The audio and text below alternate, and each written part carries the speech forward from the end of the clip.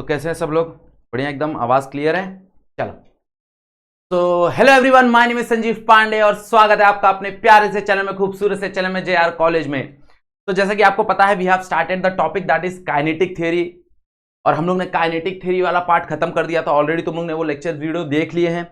Next जो radiation वाला part था वो भी ऑलरेडी हम लोग ने स्टार्ट कर दिया था। रेडिएशन वाले पार्ट में भी हम लोग ने बेसिक डिस्कशन कर लिया था भाई, what is absorption, what is reflection, what is transmission, okay, athermanous क्या होता है, डायथर्मनस क्या होता है, ये सारे हम लोग ने सब्सटेंस के बारे में डिस्कस कर लिया था। ब्लैक बॉडी क्या होता है, फेरी ब्लैक बॉडी क्या होता है, ये ऑलरेडी हम लोग ने डिस्कस कर लिया है। अभी तक अगर तुमने वो वीडियो नहीं देखा है तो ऑलरेडी वीडियो अपलोडेड है, जाओ, ये पूरा चैप्टर अपलोडेड है, देखो फटाफट। इनफैक्ट अगर तुम देखने जाओ तो प्लेलिस्ट में ऑलरेडी सारे के सारे 11th के, सारे के सारे 12th के, फिजिक्स, केमिस्ट्री, बायोलॉजी, मैथ्स, सारे के सारे वीडियोस अवेलेबल है। तुम लोग अपनी पढ़ाई कंटिन्यू रख सकते हो, याद रखना, ओके।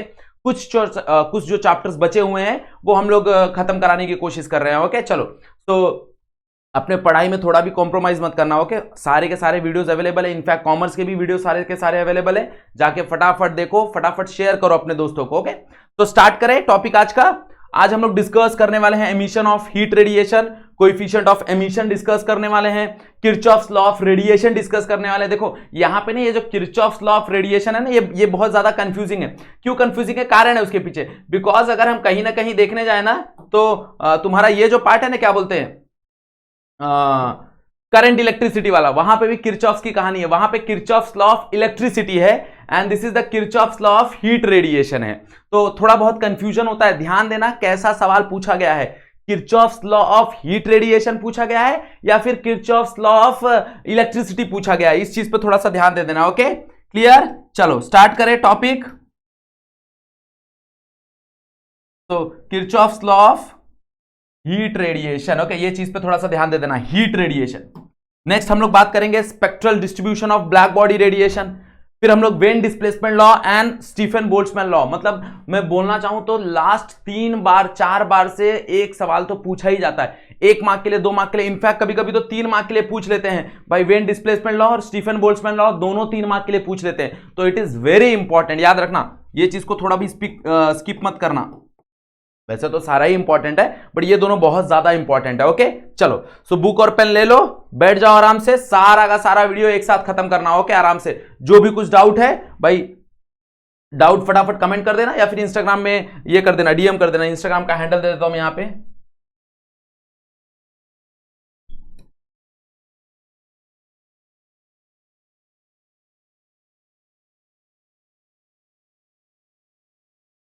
ओके। चलो लेट अस स्टार्ट। तो सबसे पहले that is emission of heat, okay, emission of heat. अगर हम बात करें तो हीट रेडिएशन की कहानी चालू होती है कि भाई हीट एब्जॉर्ब कैसे हो रहा है, ओके। जैसे मान लो कि अगर ये एक बॉडी है, दिस इज द बॉडी, और यहां पे कहीं हीट आ रहा है, तो एमिशन कब होगा? जब वो एब्जॉर्ब करेगा, ओके। जब क्या करेगा? एब्जॉर्ब करेगा। मतलब यहां पे सबसे पहले एब्जॉर्प्शन होगा, एब्जॉर्प्शन होगा, और जब बॉडी हीट एब्जॉर्ब कर लेगा, एब्जॉर्ब कर लेगा, एब्जॉर्ब कर लेगा, जब वो अपना खुद का टेम्परेचर बढ़ा लेगा, तो बाद में वो क्या करना चालू करेगा? एमिट करना चालू करेगा। मतलब एमिशन का प्रोसेस चालू होगा, ओके, एमिशन का प्रोसेस चालू होगा।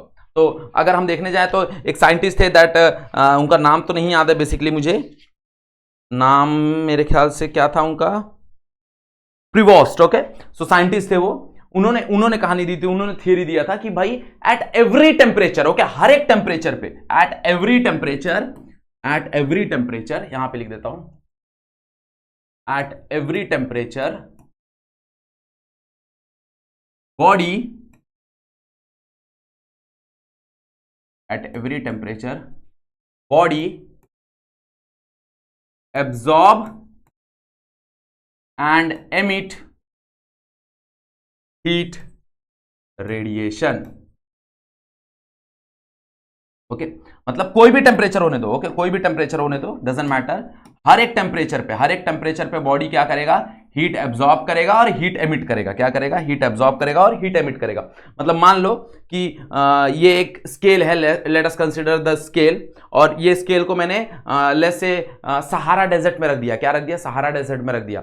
अब सहारा डेजर्ट में रख दिया, मान लो कि टेम्परेचर हो रहा है let's say 45 degree Celsius, okay, let's say 45 degree Celsius. तो अब 45 डिग्री सेल्सियस पे एमिशन भी होगा, एब्जॉर्प्शन भी होगा। ओके, तो अब सवाल यह आता है कि सर अगर body at the same temperature heat को एब्जॉर्ब भी कर रहा है और हीट को एमिट भी कर रहा है, तो उसका टेम्परेचर कैसे इंक्रीज या कैसे डिक्रीज होता है? बड़ा सिंपल सवाल है। ओके, और बड़ा सिंपल सा जवाब है। देखो, अगर हाई टेम्परेचर है, ध्यान से सुनना, ये स्टेटमेंट ध्यान से सुनना, बहुत इंपॉर्टेंट स्टेटमेंट है।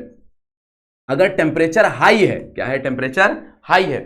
तो अगर टेम्परेचर हाई है तो एब्जॉर्प्शन जो होगा वो ज्यादा रेट से होगा और एमिशन जो होगा वो स्लो रेट से होगा। बात समझ आ रहा है क्या मैं क्या बोल रहा हूं? देखो, अगर हाई टेम्परेचर है तो एब्जॉर्प्शन जो होगा उसका रेट हाई रहेगा और एमिशन जो रहेगा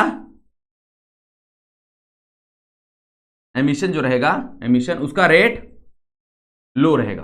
मतलब मान लो कि मैं चाय गर्म कर रहा हूं, क्या कर रहा हूं? चाय गर्म कर रहा हूं। तो अगर मैं चाय गर्म कर रहा हूं, मैं चाय उबाल रहा हूं, मैं उसको हीट दे रहा हूं, कंटिन्यूअस हीट दे रहा हूं। तो अब अगर चाय कंटिन्यूअस हीट ले रहा है ना, तो एट द सेम टाइम वो कंटिन्यूअस हीट छोड़ भी रहा है। ओके, वो एमिट भी कर रहा है कंटिन्यूअस हीट। बस फर्क ये है कि जो एब्जॉर्ब कर रहा है वो ज्यादा रेट से कर रहा है और जो एमिट कर रहा है वो कम रेट से कर रहा है, इसलिए उसका टेम्परेचर बढ़ते जा रहा है। इसलिए उसका टेम्परेचर क्या हो रहा है? बढ़ते जा रहा है। ड्यू टू दिस टेम्परेचर क्या हो रहा है भाई? बढ़ते जा रहा है। टेम्परेचर क्या हो रहा है? बढ़ते जा रहा है। Temperature start increasing. वहीं पे मान लो कि अगर टेम्परेचर डिक्रीज हो रहा है, अगर मान लो टेम्परेचर डिक्रीज हो रहा है किसी चीज का, तो उसका कारण क्या है? यही कारण है उल्टे तरीके से। मतलब अगर किसी चीज का टेम्परेचर, लेट्स से मैंने चाय लिया, मैंने चाय को 100 डिग्री सेल्सियस पे चाय था, मैंने चाय को कप में भर के टेबल पे रख दिया। अब चाय का टेम्परेचर क्या हो रहा है? कम होना चालू हो रहा है। तो क्या ऐसा कोई टेम्परेचर है जहां पे हीट एब्जॉर्प्शन नहीं हो रहा है? हो रहा है। हर एक टेम्परेचर पे हीट एब्जॉर्ब भी हो रहा है और हीट एमिट भी हो रहा है। फर्क यह है कि अब चाय ठंडी हो रही है, इसका मतलब क्या है कि अब एमिशन ज्यादा रेट से हो रहा होगा और एब्जॉर्प्शन कम रेट से हो रहा होगा। मतलब यहां पे क्या हो रहा है भाई? जैसे जैसे टेम्परेचर गिरना चालू होता है, ओके, टेम्परेचर कम हो रहा है। तो अगर टेम्परेचर कम हो रहा है इसका मतलब क्या है? अगर टेम्परेचर कम हो रहा है इसका मतलब क्या है कि भाई जो एब्जॉर्प्शन हो रहा है ना, जो एब्जॉर्प्शन हो रहा है, एब्जॉर्प्शन का स्पेलिंग देख लेना, गंदा ही है मेरा कुछ। तो एब्जॉर्प्शन जो हो रहा था, मैंने ए और बी दोनों डाल दिया है। एब्जॉर्प्शन जो है वो लो रेट से हो रहा है। किससे हो रहा है? लो रेट से हो रहा है, लो रेट से। और जो एमिशन हो रहा है, उसका जो एमिशन हो रहा है वो हाई रेट से हो रहा है। ओके, उसका जो एब्जॉर्प्शन है भाई, एब्जॉर्प्शन क्या हो रहा है? उसका एब्जॉर्प्शन लो रेट से हो रहा है, कम रेट से हो रहा है। बट वहीं पे उसका जो एमिशन है वो बहुत ज्यादा रेट से हो रहा है। ओके, मतलब मान लो कि चाय 100 डिग्री सेल्सियस पे, अब वो ठंडा होना चालू हो रही है। तो 100 डिग्री सेल्सियस पे उसने 100 जूल को एब्जॉर्ब किया, एग्जांपल दे रहा हूं, 100 जूल को एब्जॉर्ब किया सराउंडिंग से। तो एट द सेम टाइम उसने 1000 जूल एमिट किया। बस ना, उसने एब्जॉर्ब थोड़ा सा किया और एमिट ज्यादा किया, तो इसलिए उसका टेम्परेचर डिक्रीज हो रहा है। अगर मान लो वही चाय गर्म हो रही है, मैं उसको उबाल रहा हूं गैस के ऊपर, तो गैस के ऊपर जब मैं उबाल रहा हूं तो वहां पे उल्टी कहानी हो रही है भाई। वहां पे एमिशन कम हो रहा है, वहां पे एमिशन 100 जूल का हो रहा है और एब्जॉर्प्शन 1000 जूल का हो रहा है। तो इसकी वजह से टेम्परेचर राइज हो रहा है। तो ऑलवेज रिमेंबर, जब कभी भी टेम्परेचर बढ़ रहा है इसका मतलब क्या है कि भाई एब्जॉर्प्शन ज्यादा रेट से हो रहा है और एमिशन कम रेट से हो रहा है। और अगर टेम्परेचर कम हो रहा है मतलब कहीं ना कहीं एब्जॉर्प्शन क्या हो रहा है? कम हो रहा है और एमिशन ज्यादा हो रहा है, इसलिए उसका टेम्परेचर डिक्रीज हो रहा है। इसलिए उसका टेम्परेचर क्या हो रहा है? डिक्रीज हो रहा है। क्लियर? कहानी समझ में आ गई? हाँ या ना? अब जो एमिशन है वो किन किन प्रॉपर्टीज पे डिपेंड करता है, अगर हम देखने जाएं तो एक बॉडी अगर एमिट कर रहा है तो वो किन किन प्रॉपर्टीज पे डिपेंड करता है। तो emission depend on,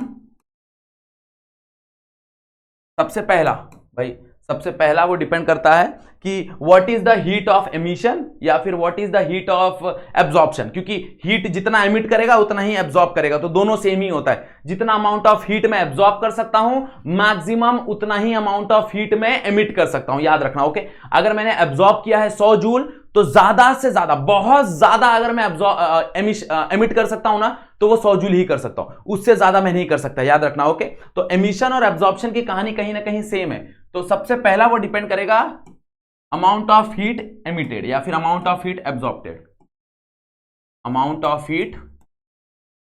of heat absorbed absorbed और एमिटेड, और एमिटेड आएगा मेरे ख्याल से, आएगा या नहीं आएगा? नहीं आएगा, चलो देख लेना, तुम लोग देख लेना।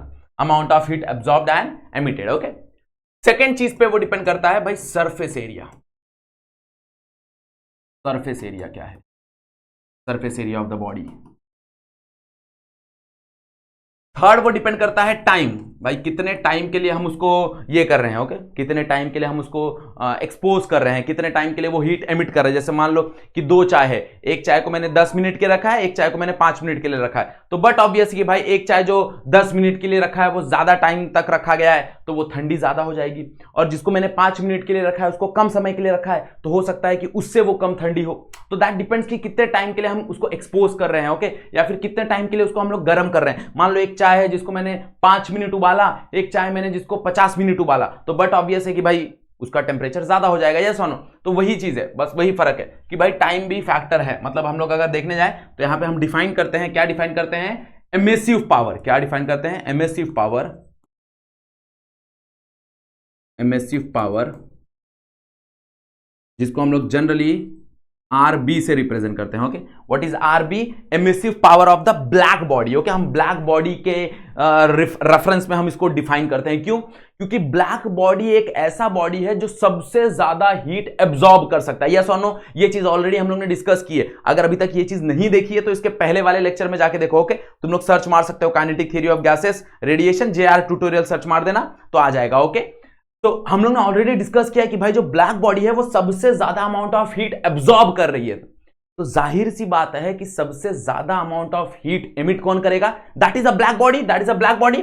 तो हम लोग हमेशा एमिसिव पावर किस चीज का डिफाइन कर रहे हैं? हम लोग एमिसिव पावर डिफाइन कर रहे हैं ब्लैक बॉडी का, परफेक्टली ब्लैक बॉडी का। और ये डिपेंड किस पे करता है? ये डिपेंड करता है, याद रखना, 3 चीजों पे। That is RB is equals to Q by AT. This is the emissive power, this is the emissive power. Okay, मतलब हम लोग बोल सकते हैं कि it is a ratio of amount of heat absorbed और amount of heat emitted to the per unit area per unit time. Okay, हम लोग क्या बोल सकते हैं कि भाई it is defined as amount of heat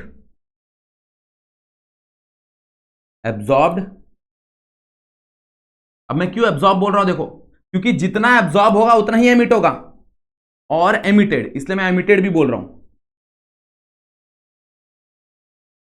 okay, amount of heat absorbed और emitted per unit surface area per unit time.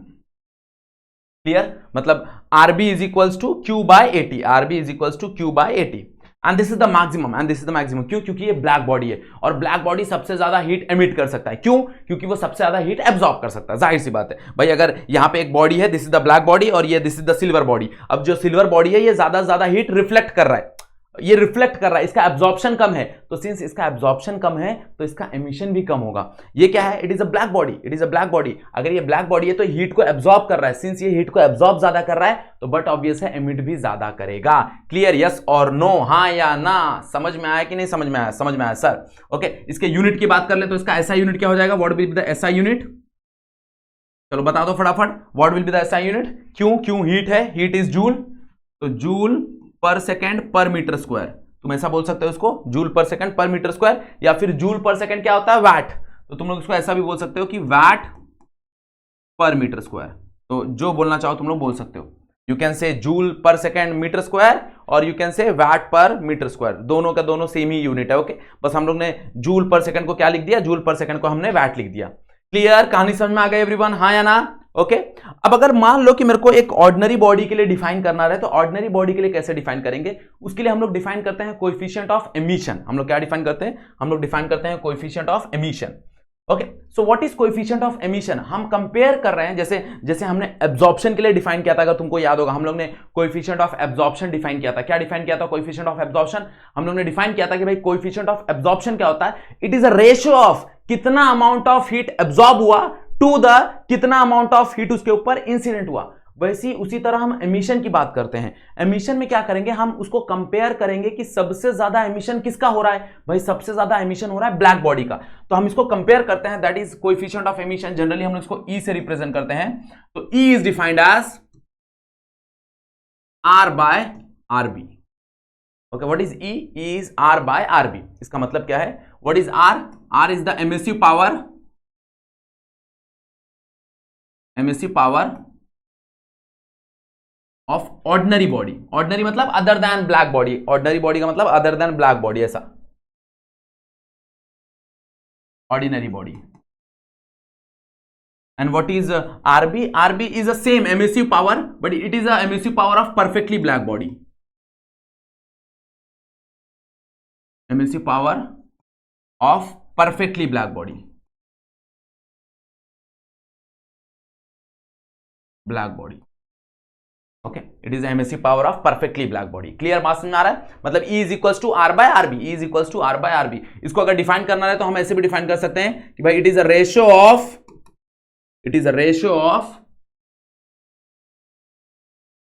emissive power. It is a ratio of emissive power of ordinary body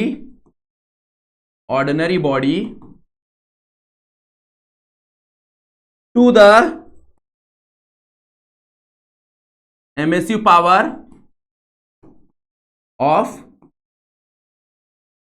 perfectly black body.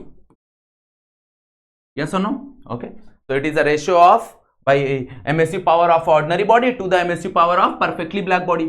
तो अगर यहां से मेरे को R निकालना रहे, R which is R is nothing but भाई emissive power, yes or no? किसका emissive power? ordinary body का। तो कहने से R is always equals to E times of RB। भाई R is always equals to E times of RB। and what is RB equals to? हमारे पास RB है भाई, RB is nothing but Q by AT, तो हम लोग यहां पे लिख सकते हैं। तो अगर यहां पे अगर हम देखने जाएं तो R is equals to E times Q by AT। तो this is the emissive power of ordinary body. तो अगर कोई पूछे कि भाई एमिसिव पावर का ऑर्डिनरी बॉडी का एमिसिव पावर क्या होता है, तो जस्ट Q by AT के साथ E को मल्टीप्लाई कर दो। And what is E? E is nothing but a coefficient of emission. बोलो समझ में आ गया? बोलो समझ में आ गया? यस और नो? हाँ या ना? कहानी समझ में आ रही कि नहीं समझ में आ रही है एवरीवन? ओके, यस और नो? हाँ या ना? समझ में आया? What is coefficient of emission? हाँ या ना? ओके, व्हाट इज भाई एमिसिव पावर किसके लिए? परफेक्टली ब्लैक बॉडी के लिए। कहानी समझ में आ रही है? हाँ या ना? चलो आगे बढ़े। चलो नेक्स्ट इज किरचॉफ्स लॉ। भाई व्हाट इज किरचॉफ्स लॉ? अगर हम देखने जाए किरचॉफ्स लॉ क्या है, सो अगेन मैंने बताया कि भाई किरचॉफ्स लॉ, दो किरचॉफ्स लॉ है, कंफ्यूज मत होना। तो वन किरचॉफ्स लॉ भाई तुम्हारा रेडिएशन वाला, and the another Kirchhoff's law तुम्हारा करंट इलेक्ट्रिसिटी वाला। ओके, करंट इलेक्ट्रिसिटी का ऑलरेडी वीडियो प्रेजेंट है प्लेलिस्ट में, तुम लोग जाके चेक कर सकते हो। प्लेलिस्ट तुम्हारा 12th फिजिक्स का प्लेलिस्ट है, वहां पे करंट इलेक्ट्रिसिटी अवेलेबल है, तो तुम वहां पे जाके रेफर कर सकते हो। ओके चलो, तो what is Kirchhoff's law of radiation, heat radiation? State that, इसके तो दो स्टेटमेंट है। ओके, पहला स्टेटमेंट समझने की कोशिश करते हैं। पहला स्टेटमेंट क्या बोलता है? पहला स्टेटमेंट बोलता है कि रेशियो ऑफ, ओके किसका रेशियो? भाई ratio of emissive power, okay ratio of emissive power of ordinary body to the coefficient of absorption. Okay, क्या है देखो जरा, पहले स्टेटमेंट लिख लेते हैं। तो the ratio of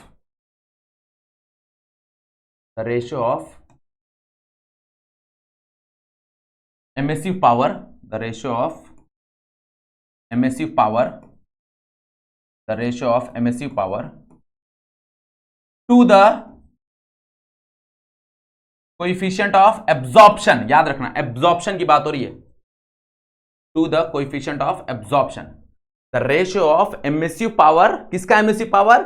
ordinary body के लिए। चाहिए तो मैं लिख देता हूं। ओके, चाहिए तो मैं लिख देता हूं, देखो ऑर्डिनरी बॉडी की बात हो रही है। Emissive power of ordinary body to the coefficient of absorption. Okay, किसकी बात हो रही है? Coefficient of absorption is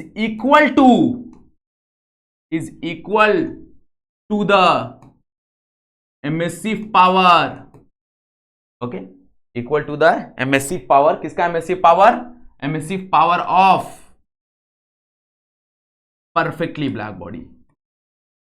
perfectly black body.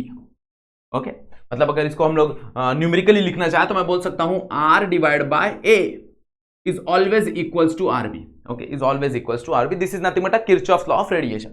अब यहां से एक और लॉ मिलता है, एक और लॉ मिलता है। देखो क्या मिलता है भाई, R by A is equals to RB होता है। क्या मैं इस RB को नीचे ला सकता हूं? तो यहां पे मेरे को क्या मिलेगा, R by RB is equals to A। क्या मुझे ऑल्सो पता है, but also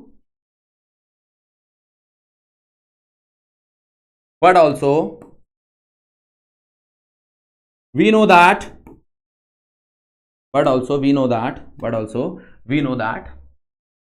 R by RB अभी हम लोग ने डिफाइन किया, that is E by R by RB। अभी थोड़ी देर पहले हम लोग ने डिफाइन किया, दैट इज E। यस और no? That is coefficient of emission. तो अगर R बाय RB A के बराबर है और अगर R बाय RB E के बराबर है, तो कहीं ना कहीं हम लोग बोल सकते हैं कि भाई फ्रॉम 1 and 2 A बराबर है E से। यस और नो? कहीं ना कहीं हम लोग बोल सकते हैं भाई फ्रॉम 1 and 2 कि A जो है वो बराबर है किससे, E से। हाँ या ना? यस और नो? भाई A किससे बराबर है, E से बराबर है। यस और नो? इसलिए मैं तुमको बोल रहा था कि भाई coefficient of emission is equals to the coefficient of absorption. मतलब जितना अमाउंट ऑफ हीट एब्जॉर्ब होगा जितने रेट से, उतना ही अमाउंट ऑफ हीट क्या होगा, एमिट होगा उतने ही रेट से। Okay, that is nothing but a simple statement of the Kirchhoff's law. Okay भाई, ये भी तो एक स्टेटमेंट हुआ। इट ऑल्सो स्टेट दैट, हम लोग यहां पे बोल सकते हैं, it also state that coefficient of absorption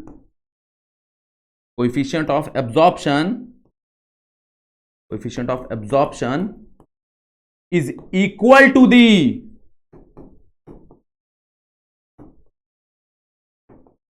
coefficient of emission।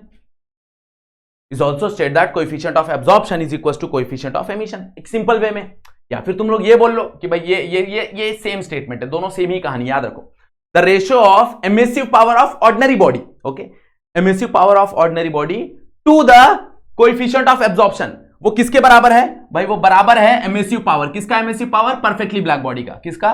Perfectly black body का। मतलब R बाय A बराबर होगा RB से। बट अगर हम देखने जाएं, A को यहां पे लेके जाओ, RB को नीचे लेके आओ, मतलब कहीं ना कहीं R बाय RB किसके साथ बराबर हो रहा है? A के साथ बराबर हो रहा है। और हम लोग ने ऑलरेडी देखा इसके पहले, यहां पे ऑलरेडी हम लोग ने देख लिया। यस और नो? यहां पे ऑलरेडी हम लोग ने देखा है कि भाई E क्या है, E is nothing but R by RB। मतलब कहीं ना कहीं हम लोग बोल सकते हैं कि भाई R बाय RB अगर E के बराबर है, R बाय RB अगर A के बराबर है, तो A और E भी तो बराबर हुए। मतलब कोएफिशिएंट ऑफ एब्जॉर्प्शन बराबर हुआ कोएफिशिएंट ऑफ एमिशन के साथ। यस और नो? क्लियर? बात समझ आ रहा है कि नहीं समझ आ रहा है? That is nothing but a Kirchhoff's law of radiation. So हम लोग ये भी स्टेटमेंट याद कर सकते हैं किरचॉफ्स लॉ ऑफ रेडिएशन के लिए कि it also state that the coefficient of absorption is equal to the coefficient of emission. Clear? बात समझना एवरीवन? हाँ या ना? किरचॉफ्स की कहानी समझ में आई सबको? यस और नो? पक्का? चल, ओके, अब यही कहानी हम लोग आगे कंटिन्यू करते हैं in terms of spectral distribution of black body diagram. Okay, spectral distribution of black body diagram. Okay, scientist थे ल्यूमर और एक और साइंटिस्ट थे, ओके, उनका नाम नहीं याद आ रहा है, प्रिंग्समैन। ओके, प्रिंग्सशेम करके है, वो कैसे प्रोनाउंस करेंगे वो तुम कर सकते हो, मेरे को कमेंट सेक्शन में जरूर बताना कि कैसे प्रोनाउंस करेंगे। ओके, तो उन्होंने क्या किया, उन्होंने एक परफेक्टली ब्लैक बॉडी लिया। क्या लिया? Perfectly black body. Heat emission of perfectly black body, perfectly black body. Okay, अब उन्होंने क्या देखा कि भाई मैंने एक ब्लैक बॉडी लिया, मैंने उसको 4000 केल्विन तक, 4000 डिग्री सेल्सियस तक गर्म किया। अब गर्म करके छोड़ दिया तो उसमें से हीट रेडिएशन निकलना चालू हुआ। क्या हुआ? हीट रेडिएशन निकलना चालू किया। और हमने ये पाया at the same temperature is not changing. Okay, temperature हम उसको 4000 डिग्री सेल्सियस पे ही बना के रख रहे हैं, मेंटेन करके रख रहे हैं, तो temperature is not changing. At the same temperature भाई वो अलग अलग अलग वेवलेंथ एमिट कर रहा है। ओके, मतलब उसी टेम्परेचर पे जैसे जैसे मैं उसका एमिसिव पावर बढ़ा रहा हूं, जैसे जैसे मैं उसका एमिसिव पावर बढ़ा रहा हूं भाई, वैसे वैसे उसके वेवलेंथ में भी चेंजेस आ रहा है। और वो सारा डेटा उन्होंने क्या किया, कलेक्ट किया और एक ग्राफ के थ्रू रिप्रेजेंट किया। That is called as spectral distribution of black body. So this is the spectral distribution of black body. अब उन्होंने क्या किया भाई, एक्स एक्सिस पे उन्होंने लिया वेवलेंथ और वाई एक्सिस पे लिया उन्होंने radiant power, that is your emissive power. Okay, अब कहानी क्या होती है, देखो कहानी क्या होती है कि भाई जैसे जैसे मेरा ये बढ़ रहा है, एमिसिव पावर बढ़ रहा है, जैसे जैसे एमिसिव पावर बढ़ रहा है, रेडिएंट पावर जैसे जैसे बढ़ रहा है, वैसे वैसे वेवलेंथ भी बढ़ रहा है। बट एक ऐसा टाइम आता है, एक ऐसा टाइम आता है कि जहां पे वो मैक्सिमम वेवलेंथ तक पहुंचता है, उसके बाद भाई उसके बाद वो डिक्रीज होना चालू होता है। ये सुनो भाई क्या हो रहा है, एक मैक्सिमम वेवलेंथ तक पहुंचा, उसके बाद उसकी वैल्यू डिक्रीज होना चालू हो रही है। उनको लगा भाई एक टेम्परेचर के साथ ऐसा होगा, फिर उन्होंने टेम्परेचर बढ़ाया, उन्होंने 3000 से 4000 किया, तो 4000 पे भी सेम फिनोमिना, एनर्जी थोड़ी बढ़ जाएगी इसलिए उसका एरिया बढ़ गया, बट कहानी वही हो रही है, इंक्रीज डिक्रीज। उन्होंने 5000 के लिए किया, कहानी इंक्रीज डिक्रीज वही हो रही है। 6000 के लिए 7000, वही कहानी इंक्रीज डिक्रीज। ये सुनो, तो उन्होंने क्या किया, सारा चीज कंक्लूड किया और कुछ कंक्लूजन दिया यहां पे। ओके, 3-4 कंक्लूजन है, हम एक एक करके डिस्कस करेंगे। ओके, तो सबसे पहला कंक्लूजन क्या है, सबसे पहला कंक्लूजन है कि जो एनर्जी डिस्ट्रीब्यूशन है, क्या है, एनर्जी डिस्ट्रीब्यूशन है वो यूनिफॉर्म नहीं है एक पर्टिकुलर टेम्परेचर के लिए। ओके, तो हम लोग बोल सकते हैं कि at given temperature, at given temperature the energy is not uniformly distributed.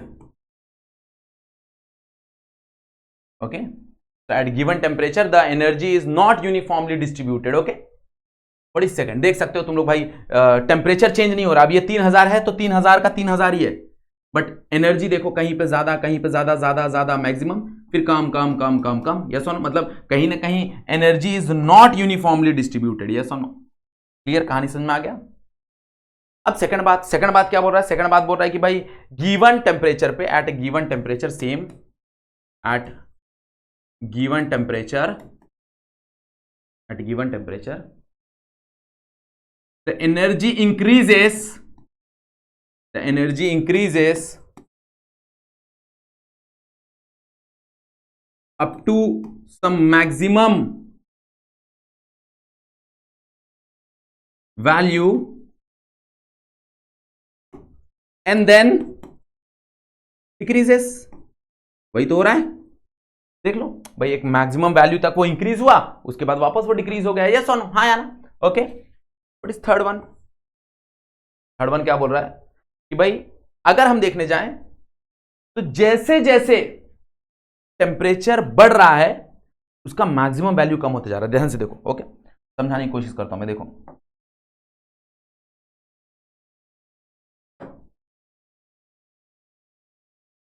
यहां पे देख लो, ये इसका मैक्सिमम वैल्यू है ना। ओके, थिकनेस थोड़ा सा बढ़ा लेते हैं,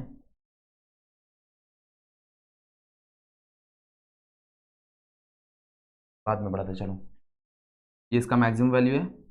अब जैसे मैंने 4000 पे देखा तो 4000 पे देखो मैक्सिमम वैल्यू यहां पे आ गया, और 5000 पे जाएंगे देखो मैक्सिमम वैल्यू और यहां पे आ गया, ये और यहां पे आ गया। मतलब कहीं ना कहीं मैक्सिमम वैल्यू क्या हो रहा है, शिफ्ट हो रहा है, कहीं ना कहीं मैक्सिमम वैल्यू क्या हो रहा है, शिफ्ट हो रहा है। तो यहां पे हम बोल सकते हैं, यहां पे हम बोल सकते हैं कि भाई जो मैक्सिमम वैल्यू है, जैसे जैसे टेम्परेचर बढ़ रहा है तो लैम्बडा मैक्स का जो वैल्यू है that is shifted towards left, left की तरफ शिफ्ट हो रहा है। ओके, तो हम लोग बोल सकते हैं in graph the peak value is shifted towards left as the temperature increases। Okay, temperature तुम लोग पूरा लिखना, मैं शॉर्ट में लिख देता हूं, तुम लोग पूरा टेम्परेचर लिखना। एग्जाम में ऐसा TAMP लिख दोगे तो मार्क्स कट जाएगा, याद रखना। ओके, टीचर अलग से तुमको धोएगा, तो ये चीज याद रखना। ओके, सो क्या बोला भाई, in the graph the peak value is shifted towards left, कैसे? जब टेम्परेचर बढ़ेगा। तो जैसे जैसे हम टेम्परेचर को इंक्रीज कर रहे हैं, जो पिक वैल्यू है वो लेफ्ट की तरफ मुड़ते जा रहा है, and that is your when displacement law. यही तुम्हारा वेन डिस्प्लेसमेंट लॉ है, हम डिस्कस करेंगे इसके बाद में। What is point number 4? Point number 4 क्या बोल रहा है कि भाई इस ग्राफ के अंदर का जो एरिया है ना, that area represent, okay, that area represent the radiant power, that represent the emissive power. Okay, so हम लोग बोल सकते हैं कि area under the curve, area under the curve represent the emissive power. Okay, area under the curve represent the emissive power. तो भाई अगर हम 3000 पे देखने जाए तो 3000 का जो एरिया है वो कम है, 5500 का जो एरिया है वो ज्यादा है, तो इसमें ज्यादा एनर्जी होगा और इसमें कम एनर्जी होगा। तो उसके अंदर का जो एरिया है that represent the area that represent the emissive power, या फिर रेडिएंट पावर बोल लो उसको। क्लियर? हाँ या ना? बात में आ रहा है? यस और नो? समझा एवरीवन? हाँ या ना? ओके, सो यही कहानी, इसी चीज से हमको मिलता है when displacement law. Okay, what is when displacement law? When displacement law बोलता है इट स्टेट दैट, पहले स्टेटमेंट दिख लेते हैं फिर बाद में हम लोग डिस्कस करेंगे। It state that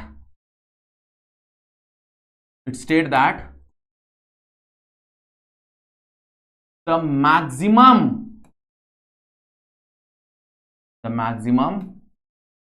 wavelength,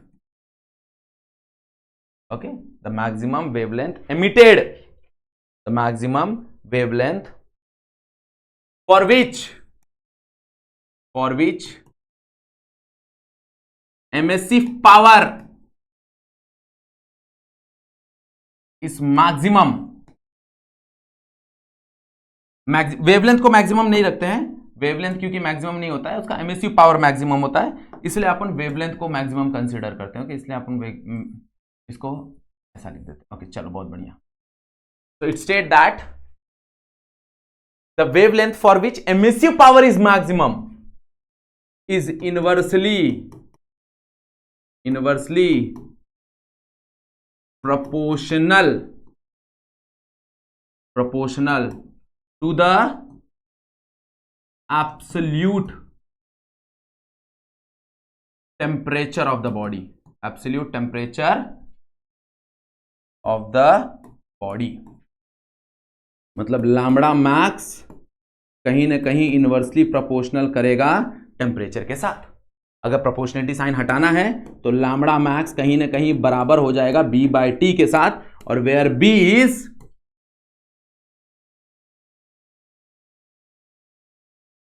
when constant, where B is Wien constant. Okay, this is the Wien displacement law. वापस आ जाओ, पीछे डिस्कस करेंगे, वापस डिस्कस करेंगे। देखो डिस्कशन इंपॉर्टेंट है, तो यहां पे ध्यान दो। देखो अब मान लो कि भाई ये 3000 है, 3000 पे देखो इसका पिक वैल्यू कहां पे आ रहा है। अगर हम देखने जाएं तो 3000 पे इसका पिक वैल्यू यहां कहीं आ रहा है। ओके, मैंने लग रहा है लाइन थोड़ा सा टेढ़ा बना दिया, चलेगा, तुम लोग एडजस्ट कर लेना। ओके, तो इसका पिक वैल्यू यहां पे आ रहा है। वैसे मैंने जैसे 4000 किया तो पिक वैल्यू यहां पे, तो देखो जरा पिक वैल्यू कम हो रहा है, पीछे की तरफ जा रहा है। यस और नो? पिक वैल्यू कम हो रहा है। ये इतना था, 3000 पे इतना था, फिर 4000 पे इतना हुआ, फिर इतना हुआ, फिर इतना हुआ, मतलब कहीं ना कहीं वैल्यू कम हो रही है। तो जैसे जैसे टेम्परेचर बढ़ाते जाएंगे तो वेवलेंथ एक मैक्सिमम एमिसिव पावर पे कम होते जा रहा है, and that is nothing but a Wien displacement law. That is nothing but a Wien displacement law. भाई it state that the wavelength for which emissive power is maximum, भाई उसका emissive power maximum है, but वो inversely proportional है किससे? Absolute temperature से। हाँ या ना? That is lambda is inversely proportional 1/T, मतलब inversely proportional to the temperature. अब प्रोपोर्शनलिटी का साइन हटाना है तो हमने वहां पे कांस्टेंट डाल दिया, that constant is equals to B, and what is B? That is called as Wien constant. और अगर उसका वैल्यू देखने जाए तो उसका वैल्यू अप्रोक्सीमेटली इक्वल होता है, that is 2.897 into 10⁻³ metre kelvin. 2.897 into 10⁻³ metre kelvin. This is the value of the Wien constant का ये वैल्यू है। क्लियर? हाँ या ना? बात समझ में आ रहा है एवरीवन? यस और नो? क्लियर हुआ सबको? What is when displacement law? और कहीं ना कहीं एग्जाम में आया हुआ सवाल है, याद रखना, कहीं ना कहीं एग्जाम में आया हुआ सवाल है। अब अगर तुमको पता होगा, देखो जैसे बहुत सारे स्टार्स हैं, अब वो स्टार्स के हम कैसे पता करते हैं कि भाई वो स्टार के कितने टेम्परेचर होंगे, मतलब बहुत दूर एक स्टार है, ओके, हमको कैसे पता कि वो स्टार का टेम्परेचर 5000 केल्विन है, 10,000 केल्विन है, 7 लाख केल्विन है, कितना भी XYZ कितना भी केल्विन हो, ये कैसे पता चलता है? ये कहानी वेन डिस्प्लेसमेंट लॉ देता है भाई। वहां से जो स्टार से जो हीट एमिशन आ रहा है, जो रेडिएशन आ रहा है, वो रेडिएशन हमारे सैटेलाइट क्या करते हैं, कैप्चर करते हैं। On the basis of that radiation भाई उसका वेवलेंथ देखा जाता है और उस वेवलेंथ के हिसाब से उसका टेम्परेचर प्रिडिक्ट किया जाता है। ओके, तो इस तरह हमको पता चलता है कि भाई उस स्टार के या फिर उस प्लैनेट के या फिर XYZ बॉडीज, जो भी बॉडीज है हमारे स्पेस में, उनका टेम्परेचर डिटेक्ट किया जाता है on the basis of wavelength, on the basis of वो कौन सा वेवलेंथ एमिट कर रहे हैं उसके हिसाब से। क्लियर? हाँ या ना, समझ में आ गया? Wien displacement law. नेक्स्ट वैसी लॉ है that is called as Stefan Boltzmann law. Next is your Stefan Boltzmann law. So what is Stefan Boltzmann law? तो ये भी सेम कहानी है। स्टीफन बोल्ट्जमैन लॉ क्या बोलता है कि भाई तुम्हारा जो एमिसिव पावर है, ओके, तुम्हारा जो एमिसिव पावर है वो कहीं ना कहीं डायरेक्टली प्रोपोर्शनल होता है fourth power of the temperature. Okay, तो what is Stefan Boltzmann law? It state that the emissive power m एक ही आता है मेरे ख्याल से, emissive power of m एक आता है कि s एक आता है मेरे ख्याल से, हाँ m एक आता है। तो it state that the emissive power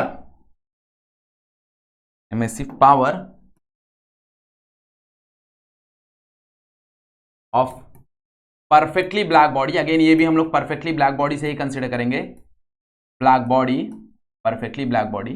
it state that the emissive power of perfectly black body, state that the emissive power of a perfectly black body is directly proportional to the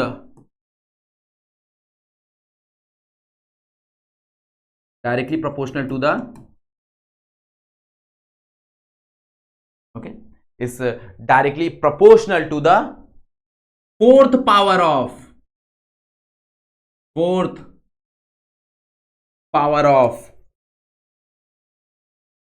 absolute temperature।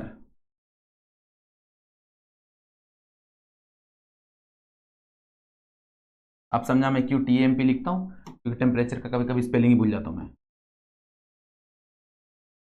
सही है, भूल मतलब थोड़ा सा confuse हो जाता हूं। सही है, क्लियर? बात समझ आ रहा है? इसका मतलब यह है कि RB is directly proportional to T का पावर 4। ओके, अब क्या instead of writing RB can I write Q/AT?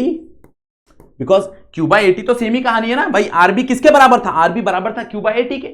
तो इंस्टेड ऑफ राइटिंग RB मैं बोल सकता हूं Q/AT is also directly proportional to the fourth power of temperature. हाँ या ना?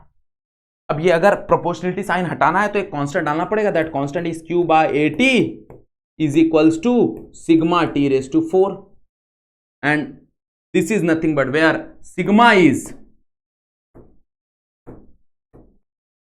Stephen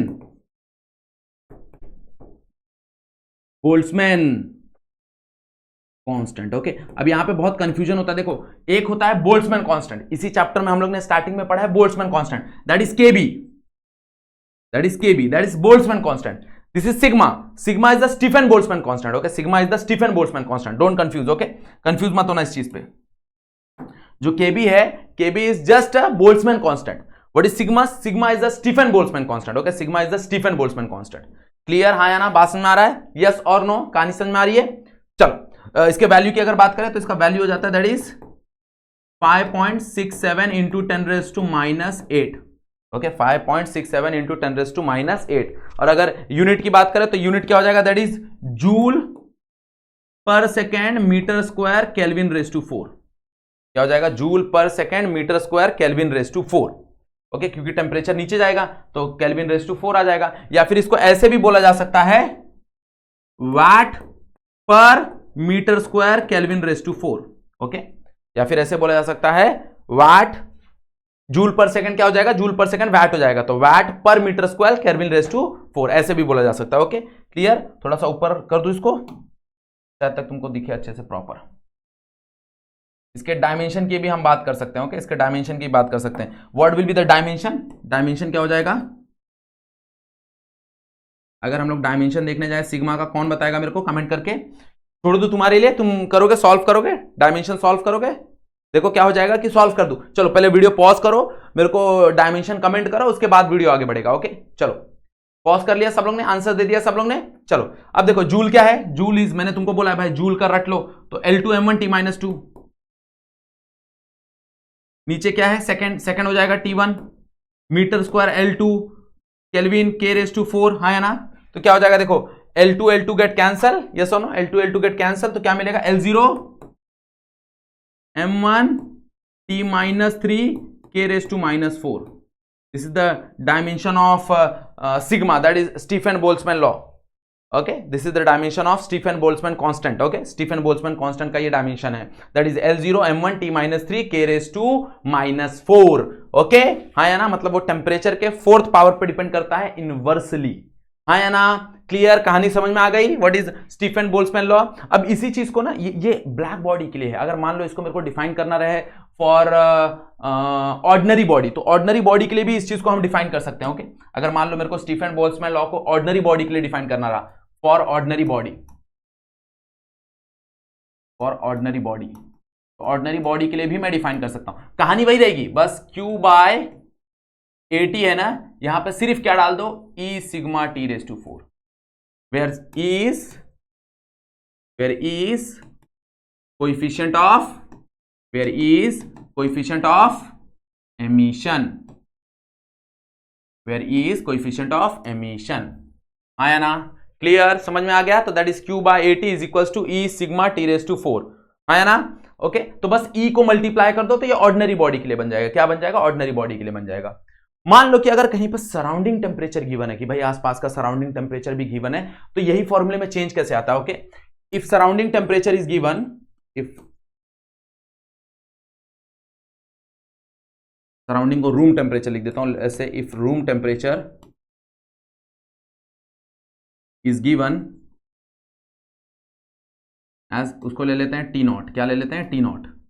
तो सेम यही फॉर्मूला बन जाएगा, that is Q/AT is equals to sigma T⁴ minus T⁻⁴। Whole raise to 4 नहीं आएगा, याद रखना। Okay, it is T⁴ minus T⁻⁴ है। ये किसके लिए? For perfectly black body, for perfectly black body.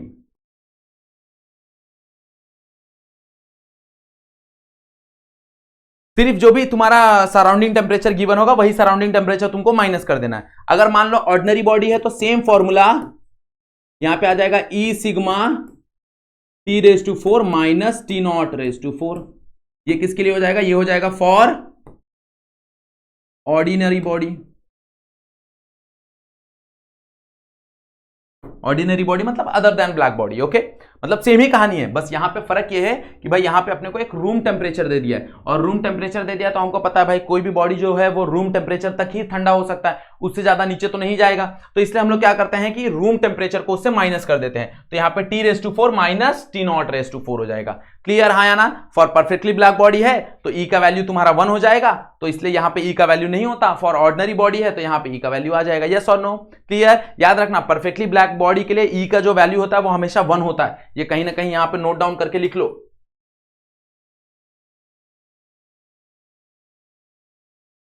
यहां पे कहीं ना कहीं नोट डाउन कर लो, नोट करके लिख लो ये चीज। कोएफिशिएंट ऑफ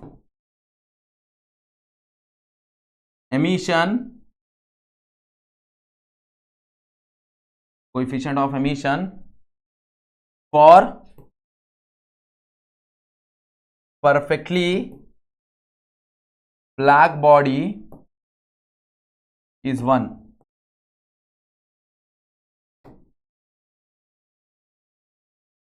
ओके, क्योंकि ब्लैक बॉडी का coefficient of emission black body के साथ ही अगर कंपेयर करोगे तो RB/RB तुमको 1 मिलेगा। तो ये हमेशा याद रखना कि भाई coefficient of emission black body के लिए हमेशा 1 होता है। क्या होता है? 1 होता है। क्लियर, हाँ या ना? समझ में आया एवरीवन? स्टीफन बोल्ट्जमैन लॉ समझ में आया सबको? Again it is most important topic. ये जो तुम्हारा स्टीफन बोल्ट्जमैन लॉ है ये बहुत बार एग्जाम में पूछा जा चुका है, तो ये बहुत इंपॉर्टेंट है, तो कहीं ना कहीं इसको एलिमिनेट मत करना। Okay, it is very important. Clear, हाँ या ना, समझ में आ गया? So here we have completed your chapter that is kinetic theory of gases and radiation. यहां पे हम लोग ने काइनेटिक थ्योरी ऑफ गैसेस और रेडिएशन खत्म कर दिया है। नेक्स्ट टास्क जो तुमको करना है, क्या करना है भाई? नेक्स्ट टास्क तुमको क्या करना है? नेक्स्ट टास्क है कि भाई क्या ही करो, फटाफट से सब लोग क्या करो, नोट्स बना लो, फॉर्मूला लिख लो। ओके, फटाफट फॉर्मूला लिख लेना। क्लियर, यस और नो, बात समझ में आ गया? फॉर्मूला शीट बना लो, क्योंकि नेक्स्ट लेक्चर में हम लोग बात करने वाले हैं न्यूमेरिकल की। ओके, चलो तो एंड करें आज का लेक्चर यहीं पे। सो आज का लेक्चर यहीं पे एंड करते हैं। आज के लिए बस इतना ही। That's it for today. Thank you so much everyone. Okay, video like करो, चैनल पे फर्स्ट टाइम है तो सब्सक्राइब जरूर कर लेना और शेयर जरूर करना। ओके, चलो कुछ डाउट है तो इंस्टाग्राम पे डीएम कर देना। नेक्स्ट लेक्चर में मिलते हैं। चलो बाय एवरीवन।